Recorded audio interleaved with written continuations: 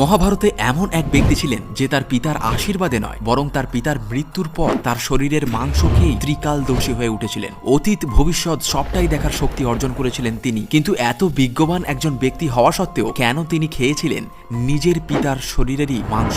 সবার আগে এই ধরনের অজানা স্টোরিগুলো আরো শুনতে এখনই সাবস্ক্রাইব করে নিন আমাদের চ্যানেলটিকে। পাণ্ডবদের পিতা মহারাজ পাণ্ডুর মৃত্যুর আগে তার শেষ ইচ্ছে ছিল তার মৃত্যুর পর তার 5 পুত্র যেন তার শরীরের কিছুটা করে অংশ ভক্ষণ করে, যাতে করে মহারাজ পাণ্ডুর মধ্যে যে অসীম জ্ঞান ও শক্তি ছিল সেগুলো যেন তার পুত্ররা অর্জন করতে পারে। কিন্তু অর্জুন সহ আরো 3 ভাই এই শর্ত মানতে ছিল নারাজ। তবে কনিষ্ঠ পুত্র সহদেব ছিলেন তার পিতার বাধ্য পুত্র, আর তাই তিনি সবার নজর এড়িয়ে তার পিতার হাতের কোড়ে আঙুলের কিছুটা মাংস খেয়ে ফেলেছিলেন। তবে পিতার নির্দেশ পালন করেছিলেন বলেই তিনি হয়ে উঠেছিলেন একজন ত্রিকালদর্শী জ্ঞানী পুরুষ। কুরুক্ষেত্রে যুদ্ধের ভয়াবহ পরিণামও তিনি অনেক আগে থেকেই জানতে পেরেছিলেন, কিন্তু অভিশাপের কারণে শ্রীকৃষ্ণের বীরত্ব